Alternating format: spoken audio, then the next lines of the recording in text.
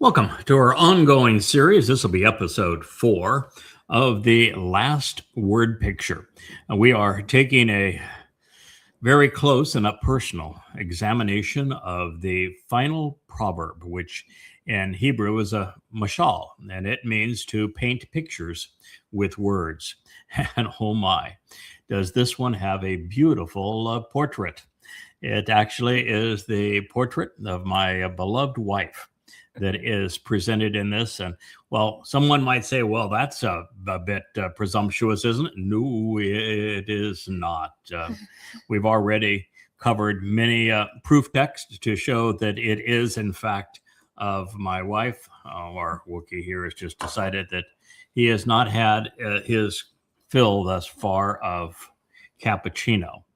So we have a spoiled pooch. Nevertheless, we have delved into the text of what Ruth had to say, what Leah had to say 4,000 years ago, what YAHOWAH had to say, what Dode had to say about the Amah, this woman that was brought to him that actually restored his relationship with YAHOWAH so that she could restore ours. And we are going to learn as we move through this text that she is representing the Zeroah, of which there are only 3. 3 times it's going to be said that she is married, her husband is Baal, and that he is Yada. His name is Yada, yes. Yeah, his name is Yada. He is known as Yada.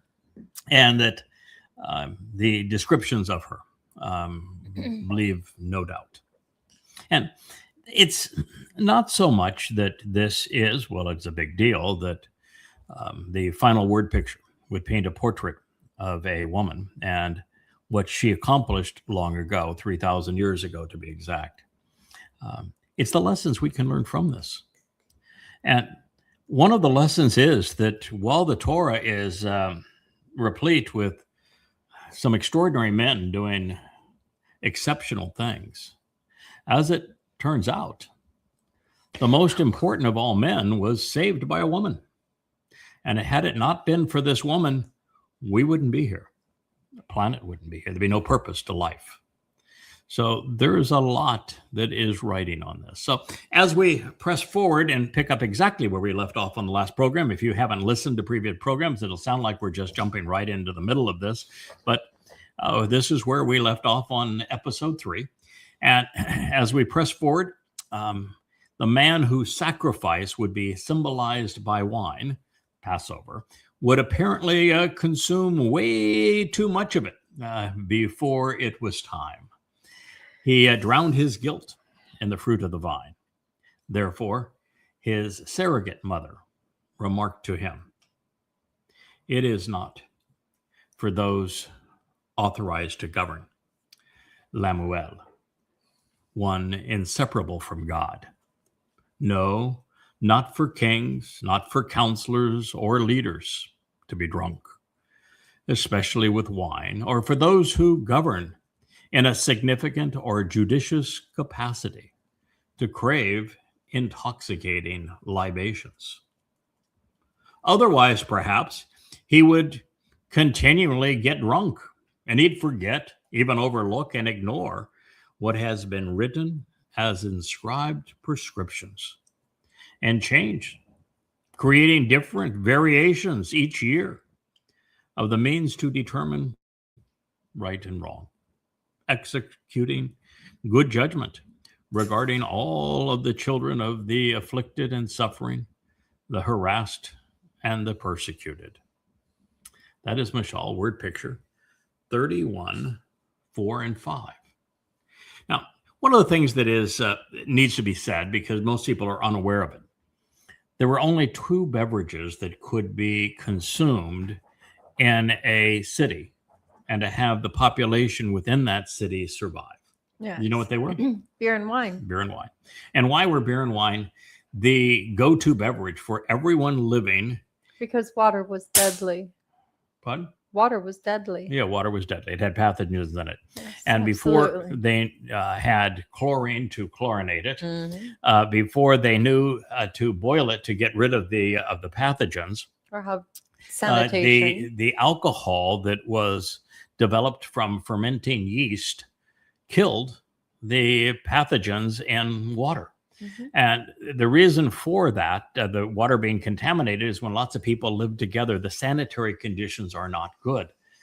They have a tendency to tinkle and poo in places where they shouldn't. And so this made civilization impossible without beer and wine. So everyone, I mean, even children, drank beer and wine. Otherwise, they could not have survived.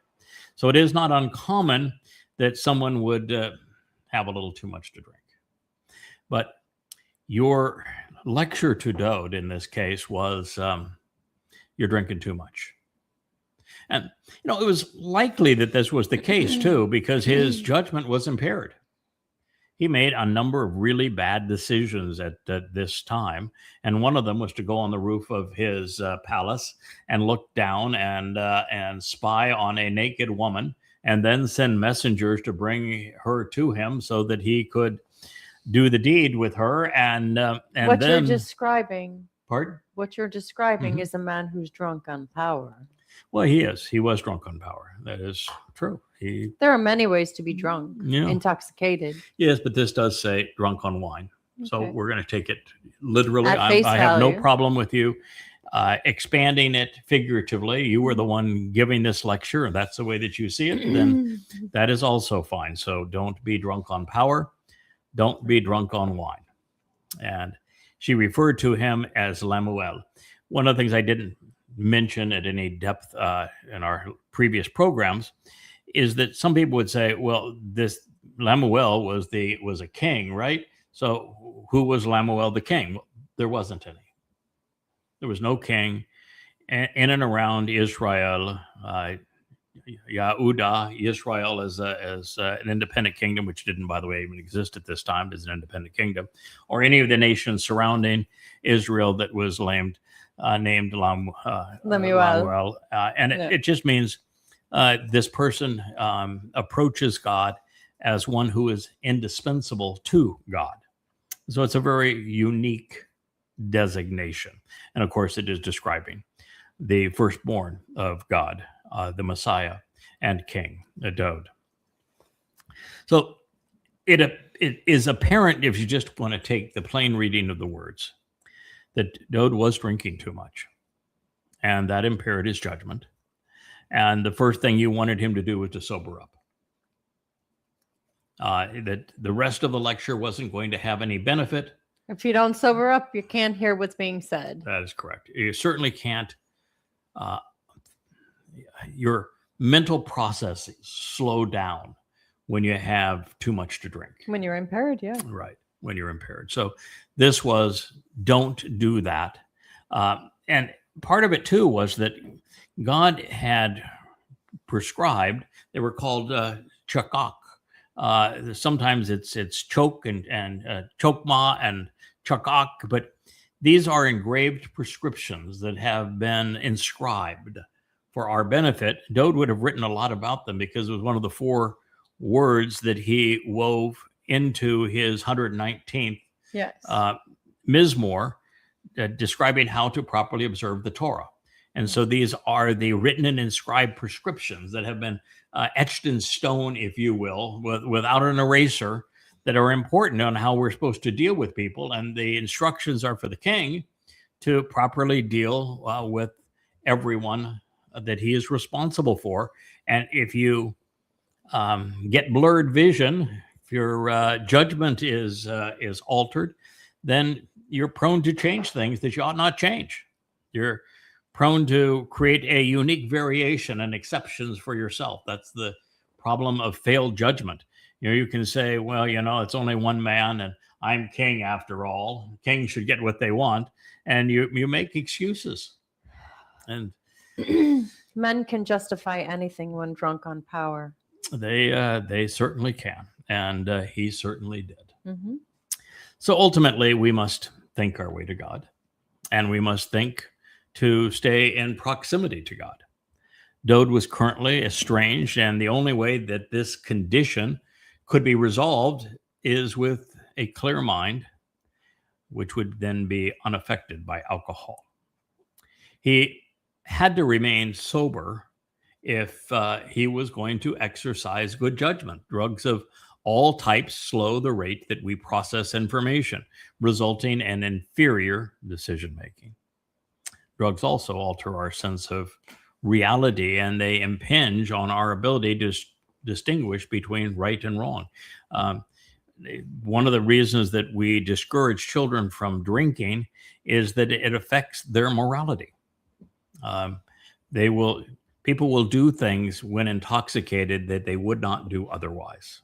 And it's very seldom that they do things that are good versus things that are bad. Perhaps he was drunk when he went onto that balcony and saw her. Yeah, it was had a headache, and and then he sent messengers to pick her up, and that was the exercise of bad judgment. And sober, he may not have made that call, and it went downhill from there.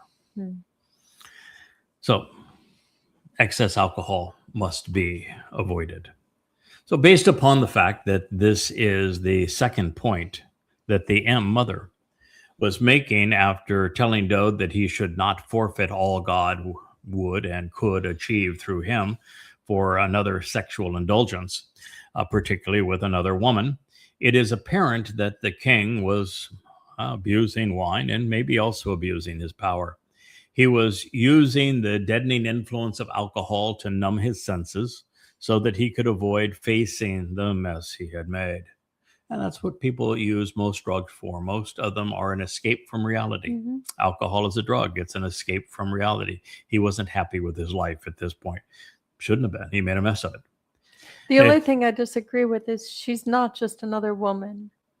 She is another man's wife. And not just another man's wife. He had already done that A to at man of least two YAHOWAH. other women prior to this. She was an exceedingly good man's wife, a man who was absolutely part of the covenant, a man who was out defending Israel and treating his men with great respect. He was a very good man. His name even means the light of Yah. So we recognize that alcohol is consumed, as are all drugs, by people whose lives become unfulfilling and meaningless, to numb the pain, the anguish of another day, of a meaningless existence. And we need purpose to be productive. We need to think to thrive. Most people, of course, forfeit both, squandering everything in the process. Therefore, even back in time, Dode was told that this was wrong, indeed counterproductive. He could not stand and fly right until he put down the bottle and sobered up. Now, personally, this means something to me because I've long stated that drug abuse is not a function of supply.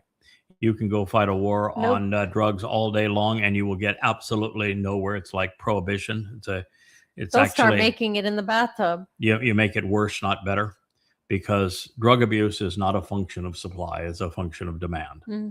When there are cravings, others will always find a way to fulfill them. So to resolve the problem, we must re-engage people's minds and their bodies such that they are thoughtful and so that they're meaningfully employed. There should be no entitlements because it leads to dependency on many things, including drugs. Yes, no entitlements. That would be God's philosophy as well. We must think, we must work, or we cease to be human. This next statement is akin to letting the dead bury the deceased. Intoxication isn't wasted on those who are going nowhere and have nothing to live for because it numbs the pain. Why? Never beneficial, at least it is the least harmful approach. It precludes those who would otherwise be misleading and make mischief from doing something that at a cogent moment they might have been able to present an argument for their cause. So there is actually something to be gained if the most nefarious among us are incapacitated. And that's what you say next. So you can offer intoxicating beverages to the one who is already lost and dying, to the ones who have squandered their life, having wasted it away, and wine to the embittered and disagreeable soul. He can habitually drink to the point of constant intoxication and simply lose track of his impoverished state of incapacitation. And as a result, his meekness and ignorance will bother no one. Mm-hmm. And then his unpleasant and distressful situation will no longer be remembered. I know many men who fit that role explicitly. Mm-hmm. Who had really useless lives. And, for example, the sickest man in the world today, the most demonic and dangerous man in the world today is Donald Trump. Unfortunately, he doesn't drink. He does not drink. And so imagine he does all this sober as Can you imagine how much better it would be, is your advice? Yes. If he was drunk as a skunk, because hanging out in the bar with he'd be more floozy passive. women. Yeah, he'd be more passive. Yes, he would. And more self-indulgent as opposed to so destructive. Mm-hmm. So that's your advice. You're saying, listen, as a king, you have responsibilities. Let them drink. And I want you to remember the prescription that Yahweh has etched in stone. I don't want you to change them because, well, his predecessor had. Shaul decided that he could alter Yahweh's Torah instructions, did so. God pulled his spirit from him. He became demon possessed and got his head handed to him. So I said, that is a bad way to go. Yeah. So you don't want to do that. It was your advice. So if somebody's going to drink to excess, let it be those who are already squandering their lives, who are useless and misleading, because it'll slow them down. You want your foes drunk because there's nothing, they will be incapacitated. So the only time being forgetful is advantageous is when remembering would lead to a counterproductive outcome. Forgetting Jesus, for example, Hashem or Allah, would actually be a step on the right direction. Some claim that alcohol emboldens people, but for most, it's actually a depressant rather than a stimulant. As a result, drinking to excess more typically makes the intoxicated individual more timid, in addition to being dumbed down to the point of ignorance. If you follow somebody on the road who is drunk, they can't put two thoughts or two movements together. But they slow down because they're so afraid of being pulled over for going fast. They go so slow that it's obvious that they're drunk. Drunk. Yeah. So God prefers that we have our wits about us so that we can be as credible as we are bold. And you're not going to be credible and bold, nor are you going to speak articulately if you are drunk. If your executive functioning part of your brain is marinated in alcohol, good luck to you because you can't make decisions. Yeah, most people don't know that alcohol, when you consume it, actually kills brain cells. So it does have a real negative effect. Now, you have a lot of them, but when you have alcohol to excess, it kills brain cells. It's far worse for women than it is for men. Mm-hmm. So far too, people already speak clearly and correctly on behalf of those who desperately need accurate and bold representation. And also presentations really of Yahweh's testimony.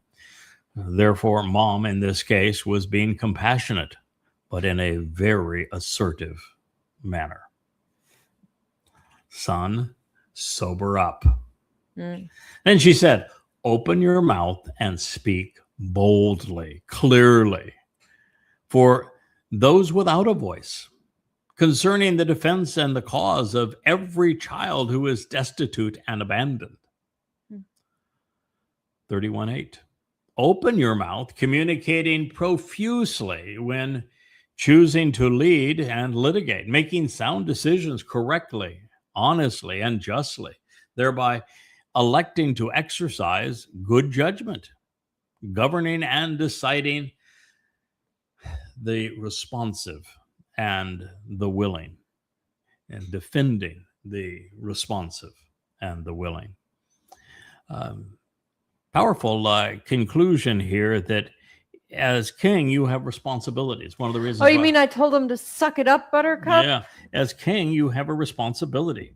And the single most important thing that a good king is going to be focused on is those who need the king's help. The king shouldn't be, if the king is doing what Yahweh wants and is doing a good job for his people, then he doesn't have to worry about the most capable and successful, and they are not going to overturn him or lead a coup against him. What he can do is focus on those who need his help. Yes. You bring up the disadvantage, the bottom, and everyone rises with the tide. So what you were saying is that if you're sober, you can make good decisions regarding those who need it most. Care for those that need your support. But particularly the responsive, in other words, doesn't do you any good to waste your voice with those who don't want to listen. And also focus on the willing, who are enthusiastic. They would be the ebonom. That's a loaded term that Leah smiles because she knows what it means. To be part of Yahweh's family, we are asked to engage in the family business. Our most valued products are words, powerfully and profoundly delivered. In this regard, we are to be aggressive and profuse, relentless in our pursuit of the truth for all to hear. Mom wanted her son to be as he was proclaimed, Sadak, right again. Our outreach on behalf of our Father should not only be thoughtful and honest, it should be directed at those who are responsive. Speaking to the religious is, quite frankly, a waste of breath. Feel free to criticize them, but never try to convert them. Ew. God doesn't want any part of them. I So don't you're want them not doing anywhere. Yeah. anybody a favor. They're going to get mad at you. You've wasted your time when it could have been used productively, and God has no interest in them. So The religious have no interest in Yahweh, period. yeah, let the dead bury the dead. That's right. Next. Now, this statement concludes with an interesting depiction from the Amah, this productive mother. She directed our attention to the ebonom. Excuse me. They are the enthusiastically willing and acceptable. These are the men that actually recorded Dode's Sermon on the Mount and his Olivet Discourse. Decidedly anti-Christian narratives that we wouldn't have access to today without them. So we need to be grateful to them. They represent the only significant portions of the otherwise fraudulent Gospel of Matthew, those which were not plagiarized from the hearsay accounts of Mark and Luke, which represent some 75% of the text. But these insertions from the ebonom are genuinely a gift to us. Otherwise, we wouldn't have any contemporaneous statements of Dode when he fulfilled Pesach, Matzah, and Bakorim, other than his own eyewitness in the 22nd and 88th Mizmor. The answer to this next question is provided throughout Dode's Psalms, where the king thanks Yahweh for providing his Amah. And his Amah would be a capital H. The Amah is always Yahweh's. And Dode is the one to whom Yahweh sent the Amah for the king's benefit. I like this idea, and I'll tell you why. Why is that? I'm not any man's. No one can fight over me. I'm Yahweh's. No one can fight over me. Every time that the Amah is mentioned, That's YAHOWAH's. Yeah. and pursuant to Dode, the Amah, this productive woman, is YAHOWAH's. And she is sent to restore the relationship between father and son, Dode and YAHOWAH. So she proved more beneficial to him than crowns filled with jewels. She says, who can find, and where is one to obtain? How is he to acquire and experience a strong and capable woman of noble character? Far more valuable than rubies, corals, or jewels. Mashal 31:10. He can confide in her and confidently trust her. Now that's 31:11 in part. So the woman who will soon be called the greatest of all exemplifies the enriching and worthy character that we should all seek to develop and then convey. There are few things more appealing to YAHOWAH. The confidence to confide in another person, someone you know you can trust and rely upon, is truly one of life's greatest gifts. It is. And when that person is a wife or mother, a husband or father, well, it's especially enriching and empowering, often enlightening as well.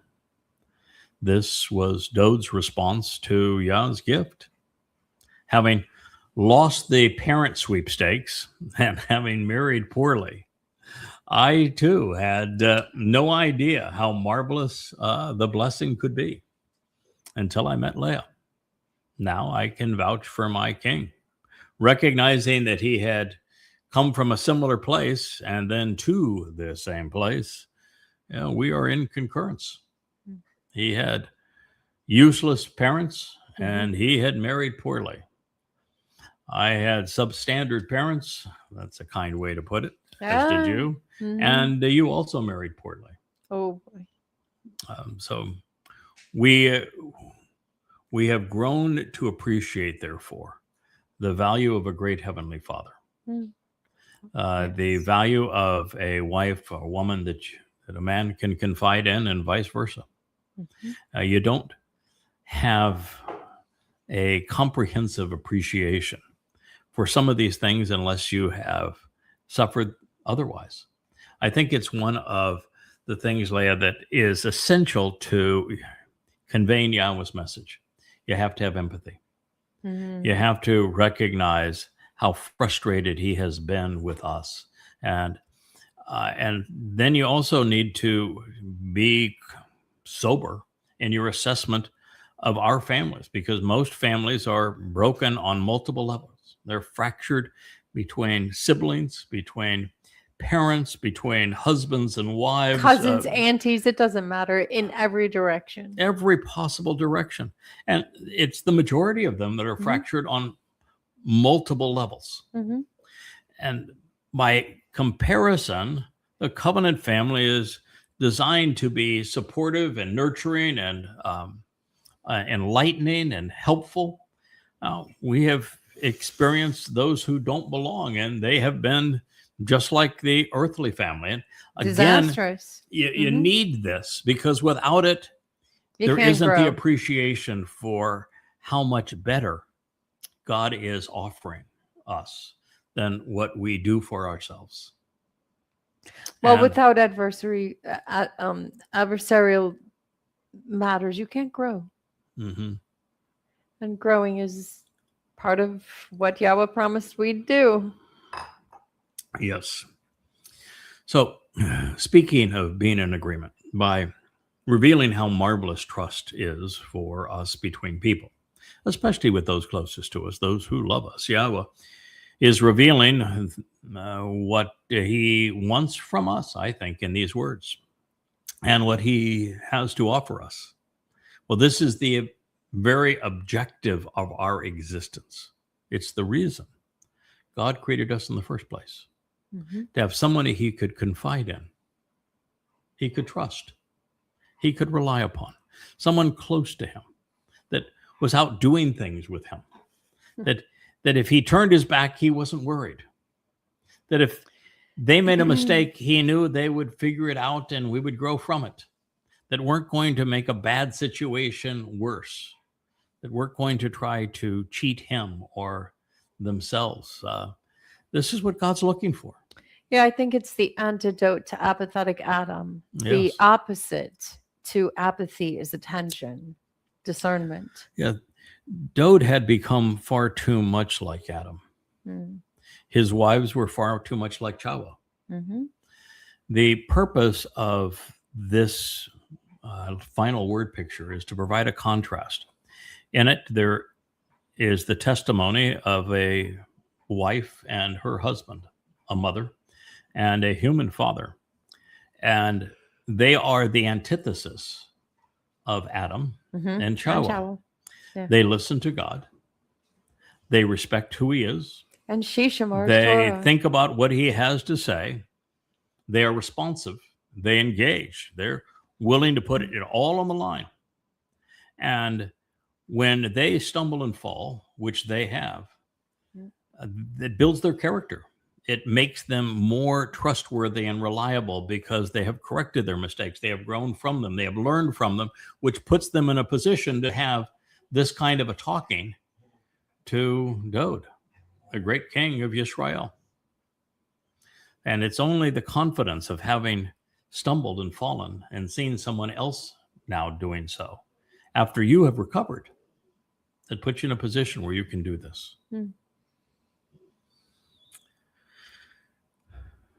So relationships thrive, they blossom, and they grow when love and trust coalesce and both parties are invested and engaged. And it is with those to whom we are the most vulnerable that continued and unrestrained exposure becomes the most rewarding and gratifying when trust prevails. It is what I was seeking in a wife. It is what Leah brought to our relationship. Now she's offering this same gift to our beloved son. And well, that's a lot to unpack and process. My wife's next line took me by surprise. Took her by surprise, I'm sure, as well. She spoke it 3,000 years ago, but I'm certain that it was not what she expected to read. And I began to find it reassuring. You see, I had always considered Baal, as it's sometimes pronounced, which is Lord and Master, but also husband, to be entirely derogatory because it is the most coveted title by Hasatan, the adversary. It is. But isn't it just like him to corrupt something good that he makes appear raw? He is the great counterfeiter. Yeah, he's the great faker. The phony baloney. It's replacement foolology for a reason. And so here, he took something that is good. That is important, actually. Yeah, this is a strong, a particularly strong husband that, and a wife that is, by her choice, has chosen to be subject to him. I mean, this is not God saying your husband will lord over you. This is a word that's used to depict the kind of marriage where the woman is protected in an environment that is built and managed by a very strong man, and that she has grown comfortable surrendering in this regard, because it is, well, for those that have not thought this through, it's actually the greatest of all signs of trust, to trust another this way. It's one of the greatest gifts of free will. To give another your strength. is to hold them responsible for your entire well-being. Yes, it is. It is the kind of the actionable form of ultimate trust. Mm-hmm. And it is like so many things that I have shared previously. And this psalm is, this proverb is for you the same thing, that the most enjoyable of all states is to have the benefit without the responsibility. Sure. Being given the responsibility is that's a lot of work, and it makes a person a target. Sure. It means they have to perform. Sure. That's why I was so much happier in doing YAHOWAH as Yada, as somebody who was seeking to know but was anonymous. And that when God said, no, we're not going to do it that way because that's not the way I do it. And we said, okay, we're going to go where the words lead. And then he had hundreds of titles and probably 1,000 depictions. You realize that with that goes tremendous responsibility, and you get a target on your head, and it becomes far less comfortable. Now you have, sure, benefits, but you also have responsibility. Now, the whole Baal concept of a woman having the trust in a man to be submissive, if you will, surrender, offer her well-being to him. He now picks up the responsibility. Mm-hmm. He has to care more about her than he does himself. Everything he does, if he's doing this correctly, is focused more on, are her needs being met? Is she better off? Is she better protected? Is she more nurtured and more able, based upon the decisions that we're making, than she would be otherwise? You gain responsibility. Mm-hmm. And gaining responsibility sometimes is good, sometimes is bad. You, by being the subject of the final word picture, now have come into the spotlight, where you preferred, as an introvert, deeply prefer to be behind the scenes. Mm-hmm. But you can't be that anymore. God has changed that. And there's no going back. And it is not, well, the term Ashar says that you are a blessing and a benefit. You are to others, but this is not a blessing and benefit to you. No. It's that you become a blessing and benefit to others. Yes. As the Amah. Because I can assure you, it does not feel like a blessing. Yes. As the Amah, the productive mother of YAHOWAH, you now have the responsibility for the covenant children. I've actually been playing the role of that responsibility for a very long time. Mm-hmm. But not the acknowledged responsibility, the quiet responsibility. Mm-hmm. I'm going to do the best I can for them, and anything I contribute is better than somebody not doing it. Well, that ain't the case anymore, sweetheart. It's just like me. I began this thinking, I'm enjoying this. I'm devoted to it. I'm learning a lot. We've written a bunch of books and shared just a great bunch of information in this wonderful. Yeah. And then all of a sudden we read the story of the Choder, and you say, well, there's nobody else in all of human history that fits other than me. And then you read the story of the Nakar, and you go, oh my. And then you read about the Zeroah, and you go, and it just kept going on and on and on. Goodness. And what did I tell you? Suck it up, Buttercup. Yeah. Oh my. After a while, you go, okay, so we're not going to be anonymous anymore. God, do you have any idea what that's going to do to my life? Yeah. Because at this point, I have to be all in.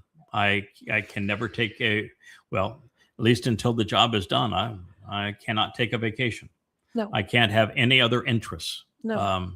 It's all no hobbies. It's all in every day, as much as a person can be committed to this. It's, I'm over 70 years old and I'm working 90-hour weeks. Yes.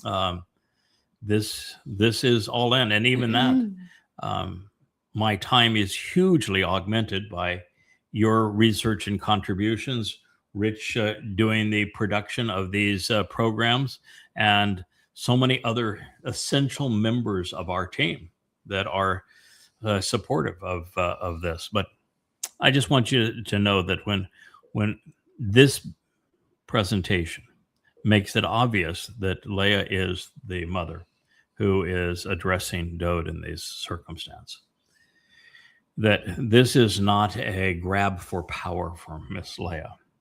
The moment that it became obvious, it just tears in her eyes, because it's frightening, it's scary, it's overwhelming, because we know what happens like every time attention is drawn to someone, particularly if it's by God.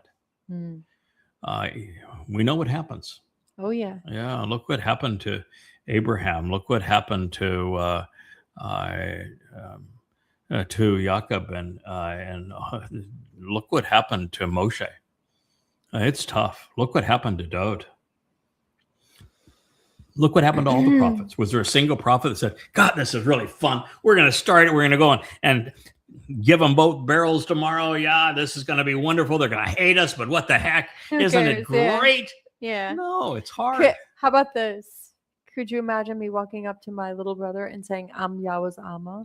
He would laugh me out of the room. Of course. Yeah. It's that simple. Oh, yeah. When I speak to Israel and say, I am the Nakar, the observant foreigner, they don't have a clue.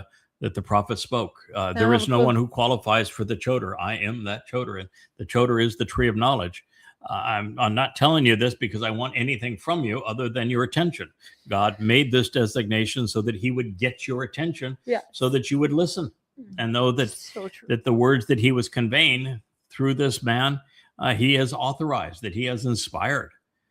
And so that's the reason why God does not do it anonymously. He was very clear when Miriam said that we also speak for God, and Yahweh shot right back, no, you don't. I don't think so. No, when I inspire someone to speak for me, he knows it and you know it, because I've made it abundantly clear that I have chosen this person to speak for me, which is why there are, upwards of 1,000 references to this particular job. It's always been so amazing to me, Leah, that there are all these people in Judaism. They're looking for a returning Messiah, an unnamed turning Messiah, and there are virtually no prophecies about a returning Messiah. And yet, in Christianity, but what a great way to compete with the Christians. Yeah, and then the Christians they got theirs. That we need ours. Their guy was the arrival of the promised Messiah, but there isn't a promised Messiah. No. But what there are is upwards of 1,000 references to this Nakar, this observant foreigner, to this Choder, to the cold voice of God, to the Bashar Herald, to the Zeroah, the one cultivating the seeds of the harvest, to the Adamah Parah, this productive man and bull, to the man from Edom who will save many. It goes on and on and on with the lesser luminary reflecting the greater luminary's light, the personification of the tree of knowledge through the depiction of the Choder. And with the Choder, there's 11 spirits of Yah that inspire him. And no one is looking for this, the most decisive individual ever. I mean, occasionally I will post that Donald Trump is the Antichrist. And of course, we know there was no Christ. So you technically can't be an Antichrist. I use the term because it is the term that people can relate to the condition of Donald Trump. He is not only demon possessed, it's Satan himself who is residing within Trump. And there are many, many prophecies that pertain to this. And I've used the term Torahless One to describe him, the great betrayer. I've also used, but this individual is depicted in numerous places. The book of Ezekiel is Satan's autobiography, so he calls him, the copper con, he's measure man, and other places he is the man with the goatish comb over hair that's long in years, very old, that is sexually perverted and ridiculously egotistical and warlike, who is the one that's going to betray Israel in the end and cause world war. But so there's some references to this individual. But by comparison, there's 1,000 times more references to the role that God has asked me to play. And yet when I tell people, listen, I'm not bragging here. I just want you to know that God wants to bring this to your attention because he would like to invite you to go to YAHOWAH.com and read the book of YAHOWAH, because he is speaking through me at this time to you.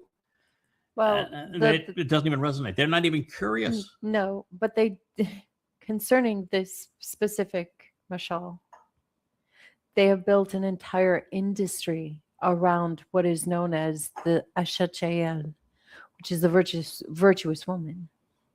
They don't have a clue as to who she is. They have an entire industry. Of course. And Roman Catholicism created Mary. I couldn't have picked a worse name, because Mary means embittered and rebellious. That she was the mother of God and the queen of heaven and all of the Madonna and child, and it's based upon the Asherah myth. Going back to ancient Babylon, and of course it permeates all of the Greek and Roman religions as well. And so God is saying, no, there is no mother of God. Dode is not God. He is my firstborn, but he is not God. And his birth mother is so irrelevant, she's unknown. So let's be clear on all of this. There is no queen of heaven. And there's no Shekinah. But there is either. a productive mother that nurtures the covenant. And she is Ashar, blessed and beneficial. And she saved our Savior from Do you know himself. how you become Ashar? By Shamar Torah. You Shamar Torah. That's the whole. That's how it's done. Shamar Torah. Yeah, that's what this says towards the end of this testimony. So clearly, that is a lot, as we have said, to unpack and process.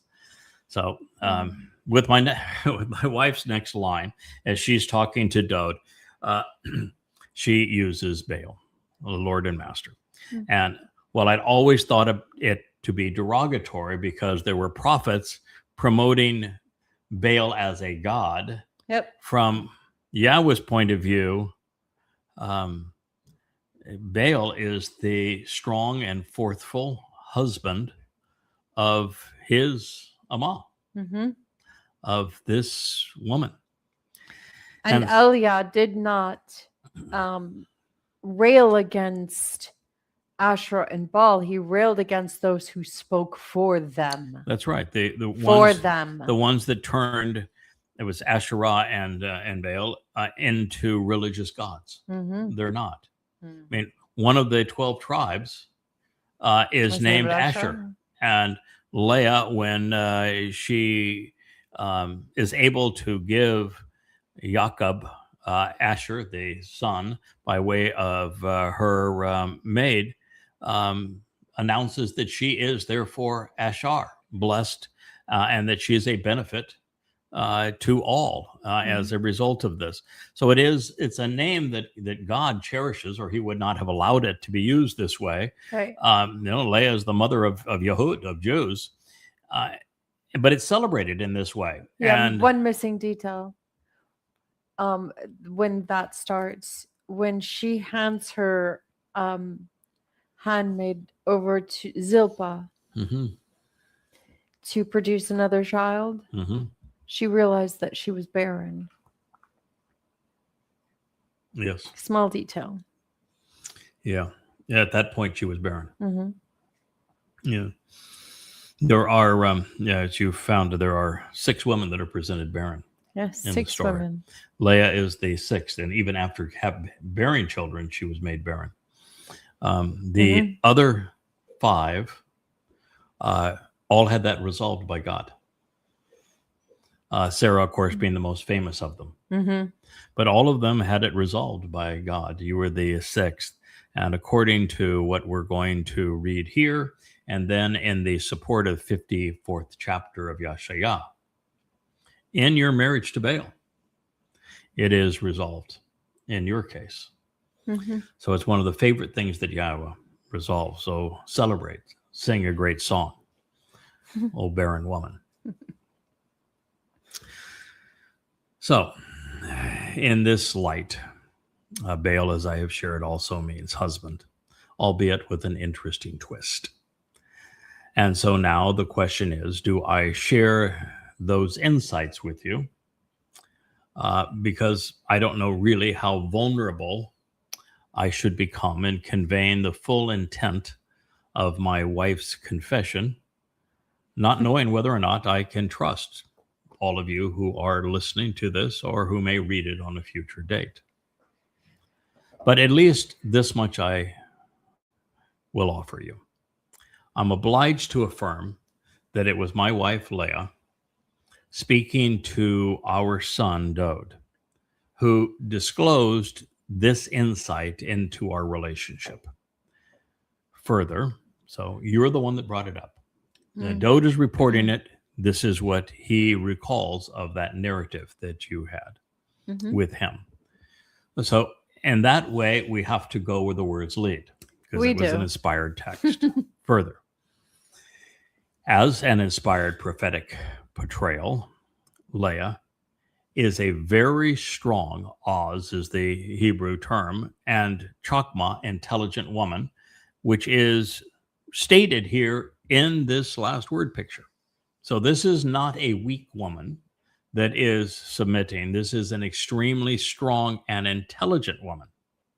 She ran her own business, a luxury fashion label in a highly competitive sector where she was the chief stylist, fashion designer, procurement agent for the finest fabrics, lead seamstress, promoter, saleswoman, CEO, and CFO. She was a boss lady in a man's world. And it became worse when she finally was married, because her first husband was a submissive man. Oh, yeah. That's not an attractive thing for a strong woman to be married to a submissive man. No. Doesn't work very well. So we hadn't been together more than a few days when the subject of role playing to keep the relationship exciting and fun arose. I had concluded that men just were never made to be monogamous. I considered everything I could study. I mean, I actually studied it, and plus, and given their proclivities, I had a tendency to agree with you. Yeah, and so my own experience and the experiments of others, and everything I read in the Torah, I just that men are not designed to be monogamous. So I said, let's come up with a way, because that is your preference, is for monogamy. So I said, I have an idea. If I'm going to have one woman, let's have that one woman be many women, and role playing, fun, turning romance into something that is fun. Yes, I think your favorite game is Sexitary. Yeah, well, of course. And you were the best ever. I will never forget those moments. I wasn't going to go there, but thank you for reminding me. You're welcome. It brings a smile to my face. I will tell you that. Always does. It can take more than a glass of wine, though, for me to share that story. Okay. So anyway, we talk about having fun with role playing, and we decided that on occasion we would experience and experiment with Baal Isha. And she pursued it with a passion. You did. And you were the one, when I said, that might be fun. And she said, yeah, let's do that. Okay. And you found great comfort and joy in being able to surrender to a man that you now trusted completely. At first it was difficult, because I said to myself in haste that all men were liars, and I was pretty sure of it. And then you came along. And it did take a little while for me to open up, but Yes, when I was there, I learned that I could trust you. Yes. So you thought it would be fun to do this. And so even as a thin slice of our love, Very. you actually wrote your most romantic poems about our most romantic moments as I would treasure them in playing in this regard. Now, I understand that if that is more than many of those listening wanted to hear, but it is your confession. You made it 3,000 years ago. Dode recorded it. I'm just coming up to speed with it. These are Love your is words. love. Yeah, these are your words, and they love is love. I grew up in that era. Love is love. Yeah, love is love. They provide That's a right. marvelous window into loving relationships with spouses and with our God. So I have free will, and so does Leah. Yes. And she isn't surrendering it to respond in this manner. Instead, she is saying, I implicitly, emotionally, and mentally trust you, such that I'm willing to make myself completely vulnerable to you, knowing that I now bear myself the responsibility to treat her as a precious jewel, as someone more valuable than my own life. Now, there's no life and death kind of thing here, but there is in terms of the sense of if you drop the ball, I'm walking. Yeah, it's just that easy. If you blow it, you've ruined the relationship. Yes. Right? Yeah. So you only have one chance to blow it here. You have to be cautious, completely trustworthy in this regard. Sure. Yeah, I recall we had one moment where you said, "Let's play," and then you got. I used the safe word. Yes, you got nervous, and we said, "Okay." Well, I was like, "Okay, no, that's it. Let's just hug, and we'll go off and we'll do something else." And it was marvelous, and you're very gracious about it. Yeah. So it's in those moments that she personifies love and our relationship soared. And it is her emotional strength and mental prowess that shines as she crowns her husband by the confidence that she places in him. And you were having this conversation with Dode. And you wanted to get his attention. You wanted to come right at him where he was currently struggling. No, I wanted to stick between the ribs and twist just a little. Right. So, Bathsheba may have submitted herself to you, but you didn't respond appropriately. Therefore, just as Dode's adoptive mother is revealing something enormously profound that we can apply to our own lives, we can also use it to enhance our relationship with God.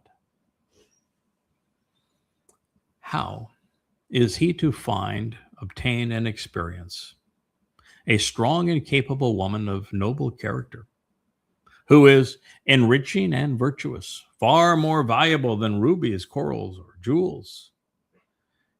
Well, he can confide in her, and he can confidently trust her, relying on her even during missteps, and still feel safe. So in the judgment and desire, in the mind and heart, even in the thoughts of emotions of her husband, of her Baal, Lord and Master, he never lacks for anything. He never ceases to prosper. He never stops benefiting. And he is never deprived, such that he is not without what he needs to prevail, particularly regarding those things deemed most valuable. Proverbs 31, 10 and 11. So it's a lesson in life. Sometimes when we give of ourselves, we get the most in return.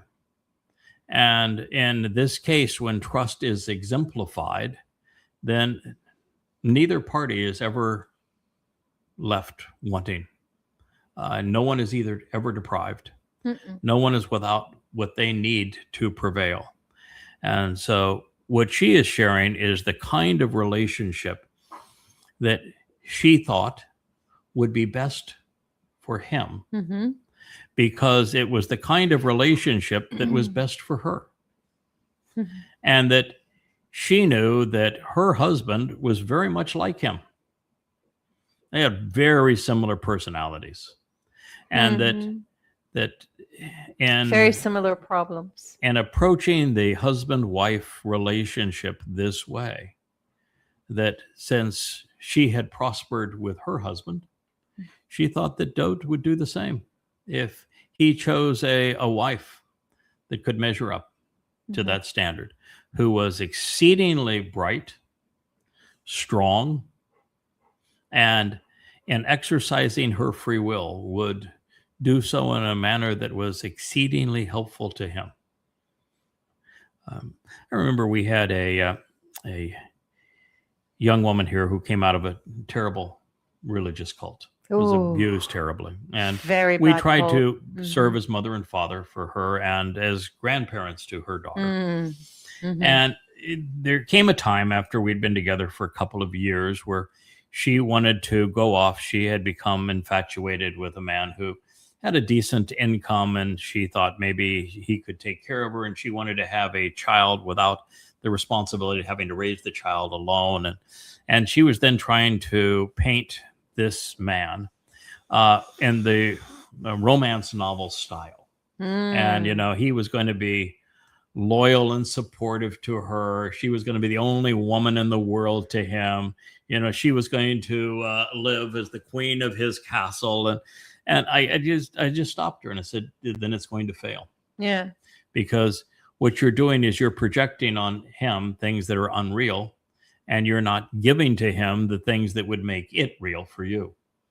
Truly. So there's really nothing you can do here that is going to turn out well.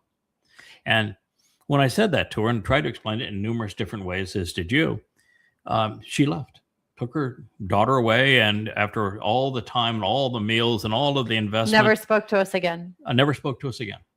Yeah, this is something that I've done with several women along the way, especially college educated women specifically in the literary arts, is this idea of romanticism. You have to kill it. It is so detrimental, and it's almost like a mental illness. The religious interpretation of romanticism, Awful. and the way that a religious marriage ought to play out. Magical thinking is hopelessly broken, and it's magical thinking. It's not even it's magical nightmare. Yeah, and it always devours itself. Yeah, because it isn't realistic. Yeah, and so in this case, we happened to have her brother over for it was our anniversary party. Yes, and her brother's just such an interesting fellow. He is one of my very favorite fellows, and another strong man. Exceedingly strong man, creative, really a gifted man, brilliant. And so I asked him. I said, we haven't heard for a while, and I re-explained to him our goal with your sister was to be mother and father, to role play mother and father, so that she got the kind of counsel and support that she needed, and that we worked as grandparents to her daughter. And we had this conversation about that she had unrealistic expectations with a man, and we thought that it was going to turn out very badly for her if she pursued that. And she just left, and we didn't hear from her again. How did it turn out? She has 2 children. His response was unbelievably awful. Everything that could go wrong has gone wrong. She has no ongoing relationship now, really, with her daughter. She's now in a bad situation because he's terrible, and she has two trapped. more children by him now, and she's trapped. She's trapped. Yeah.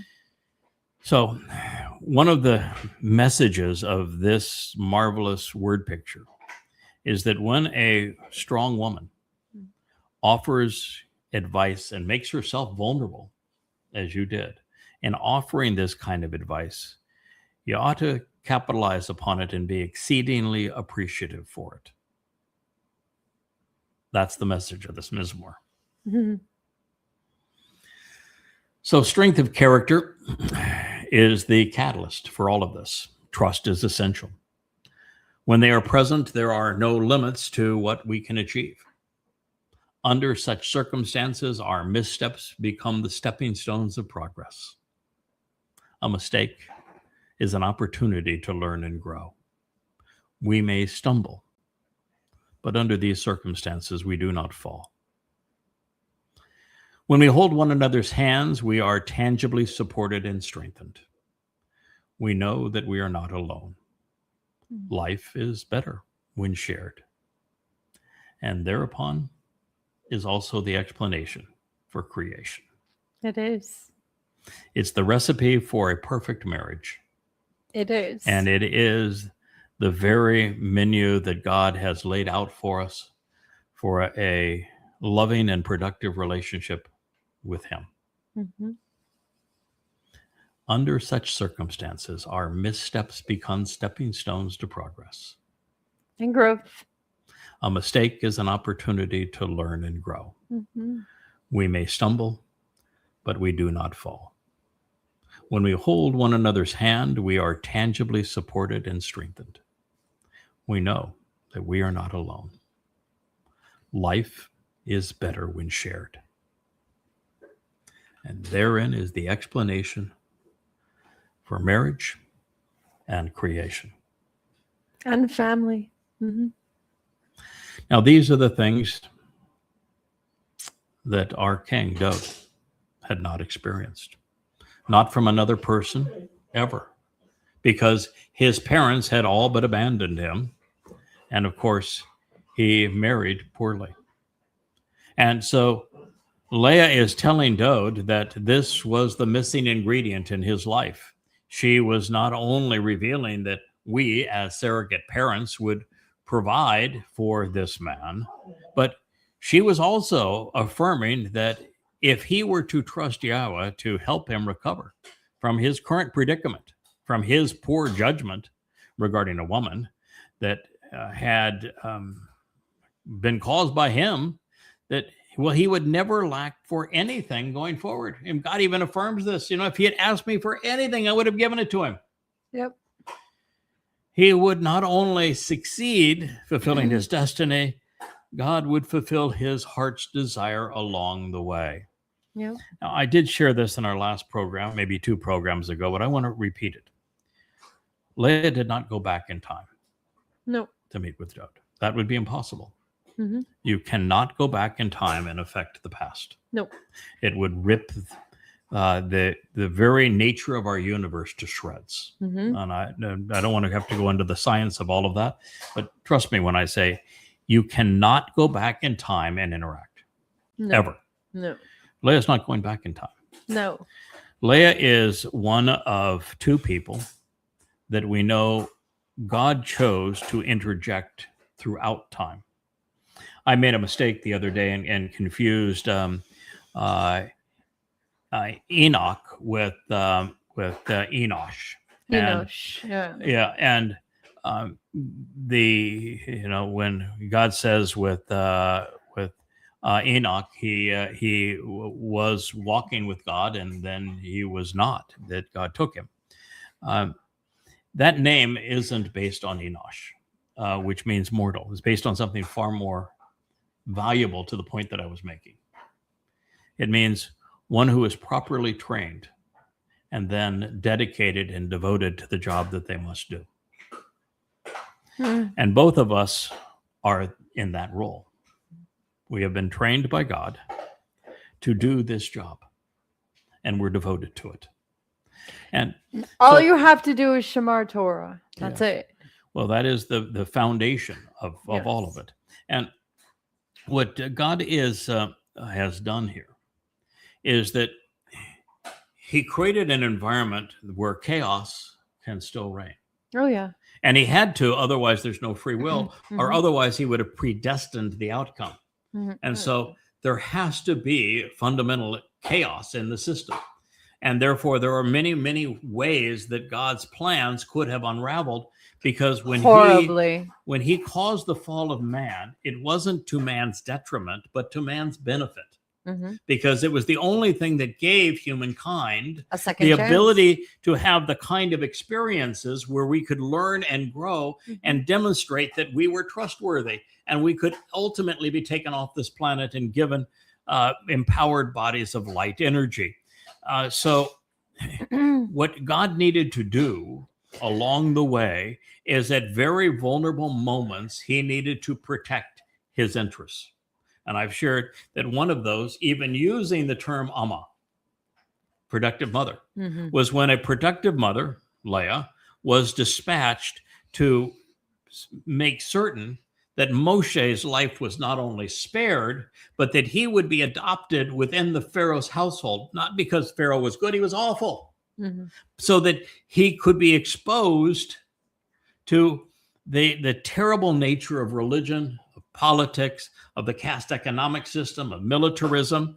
And he knew that the character of this man would ultimately rise to the occasion, and he would oppose those things. Yes. But if Moshe had not been given that opportunity, if genocide had continued to be perpetrated against the Israelites, then the whole plan unravels. Yep. And so you were sent there to make certain that he ended up in the place that Yahweh wanted him for the whole play to continue to work out as it did.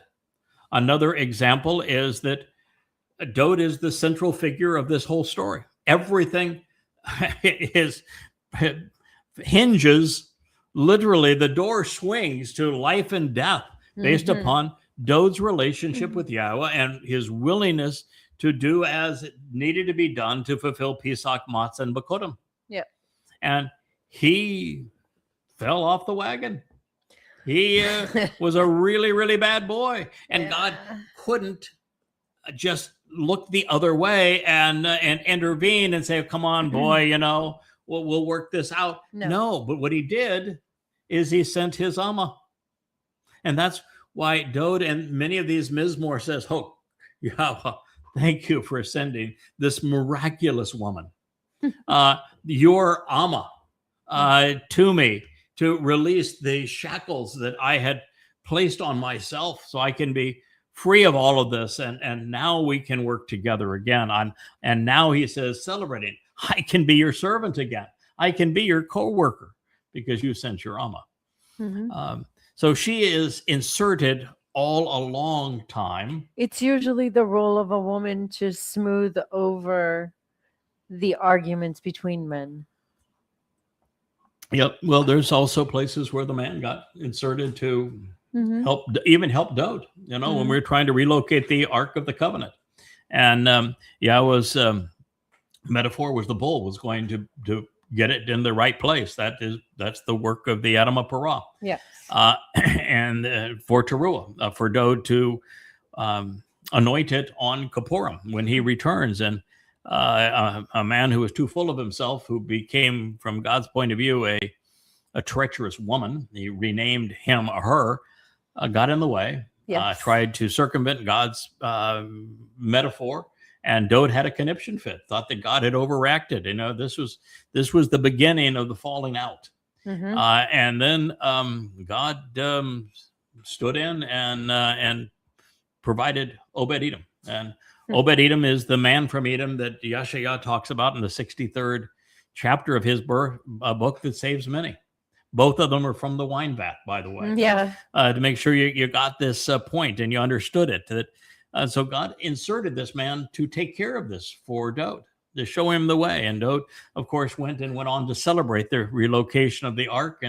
And then, of course, it's we have an Amah sighting at the end of that, of course, because Michal, his embittered wife, Shaul's daughter, was mocking Dode and said, no, you're really not all that significant. You claim you're all that significant to God, but you're not. Yeah. And he said, all right, well, since you mentioned the Amah, then we'll see what she thinks. We'll ask the Amah what she thinks about my kabod, my significance. And it was both a burning comeback that she would not stand it anyway beyond he's going to go and show that he's a worthy lover to his concubines. But for those in the know, No, what he was actually saying, Hmm. and the reason God said, that's my boy, is that the productive mother, the Amah, she's coming to me, and she's going to relish and Resolve the dispute. affirm my significance, my kabod. Mm-hmm. And resolve the dispute. And resolve my significance, by the way. Give my significance back to me is the ultimate gift. So my wife asks, in this case, is your relationship with YAHOWAH at this same level?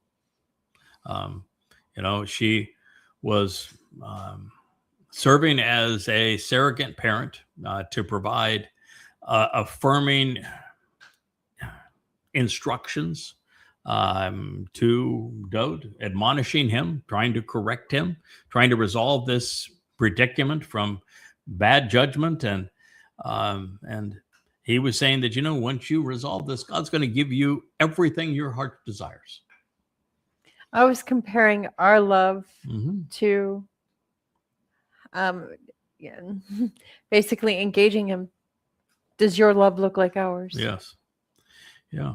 So my wife asks, is your relationship with YAHOWAH at this same level? Mm-hmm. Do you trust God implicitly? Are you committed to the relationship, heart and mind?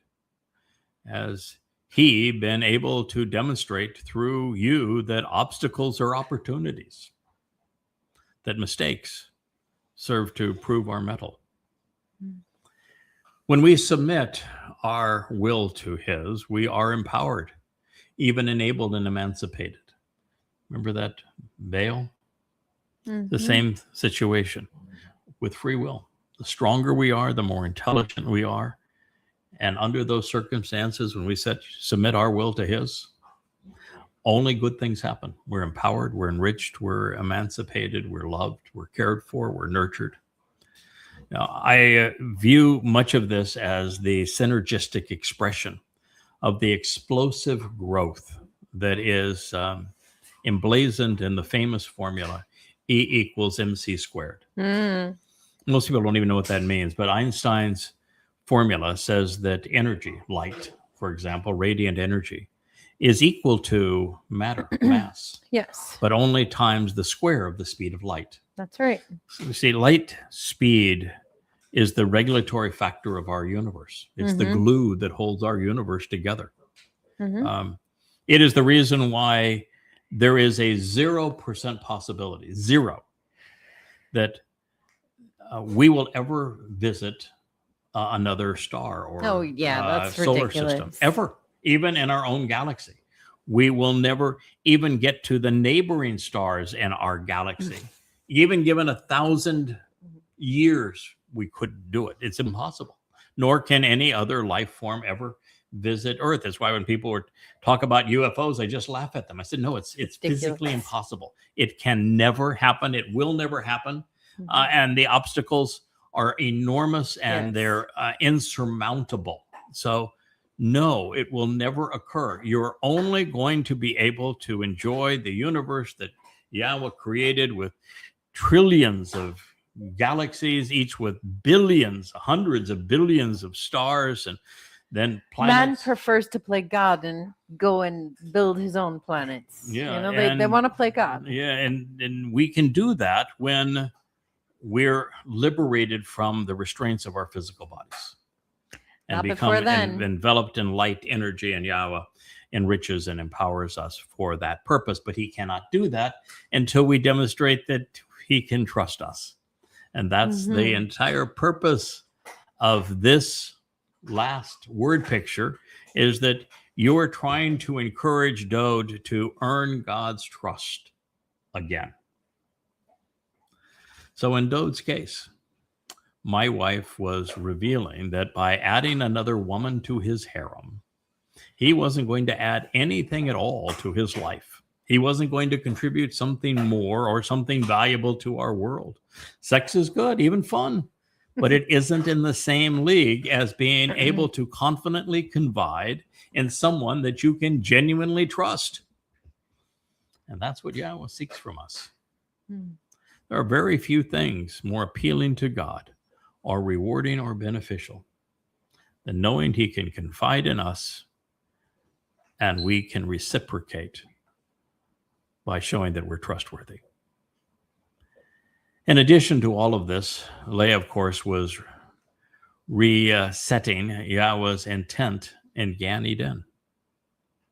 God wanted Adam to trust him in this same way and to benefit with the same result. And when that did not occur, YAHOWAH was conceived to complete and serve her man in this manner.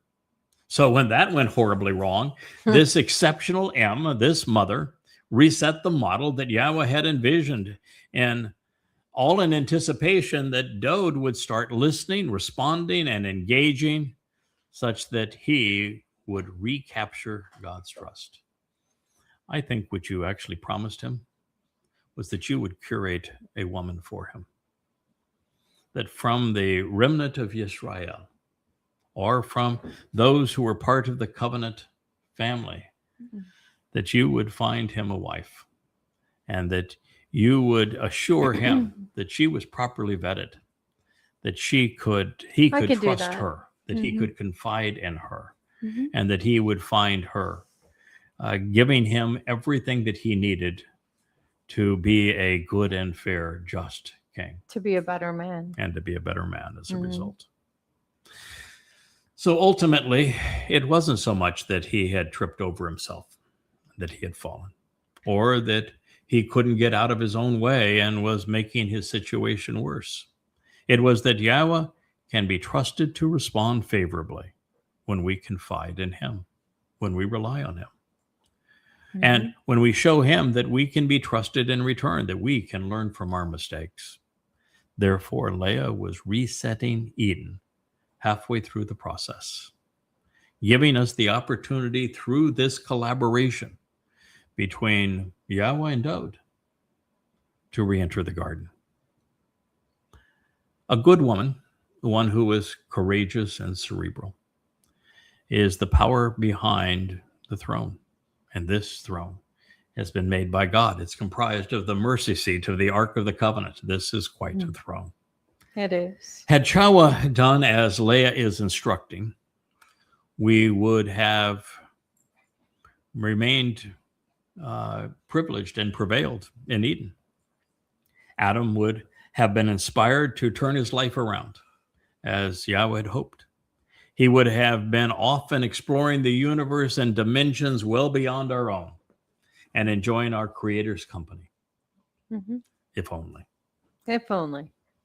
So I like to convey what follows as there is no limit to what we can achieve when we're willing to share credit for what we accomplish. Leah went one step further, one step beyond, suggesting that the one who serves to make progress and productivity possible. She is the enabler. Work is a beautiful thing, according to my wife and to our God. In fact, thinking and working are essential to our humanity. It says she acts in a way that yields to and serves him, so as to treat him properly, beautifully, and productively. Tob. Beneficially in a good, generous, and pleasing way. And is never harmful, troubling, or disagreeable, or hindersome. She is not raw. Ever heard of Tob and Ra? When are Tob and Ra brought together? When are they brought together? Yes, the tree of the knowledge of Tob and Ra. Yes, the knowledge of good and All evil. of the days of her life. Che, what is the relationship between those trees? One is The tree of life. Chayim. All of the days of life. And that what you're offering is to be the Tob side of that equation and never indulging in the Ra. And the result is life. Life is good. Yeah, a good place for us to end this program. We've gone just shy of an hour and 30 minutes. I promised we wouldn't go much over an hour or so. And we have the opportunity to pick this up tomorrow. Will be, it's Friday tomorrow, correct? Absolutely. Family hour tomorrow. And I know that everyone that is part of our broadcast team on Friday is looking forward to having Leah there in the hot seat and us boys pursuing this marvelous Mizmor. We're at 31:12. There are 31 statements that are in it all total, and they ramp up with a considerable power. Dode is saying, okay, this was good. This was another thing. It's really good. This is great. This is tremendous. This is wonderful. And then wham, this is the best ever. And there is nothing that could ever be compared to the M mother that provided the greatest gift of all.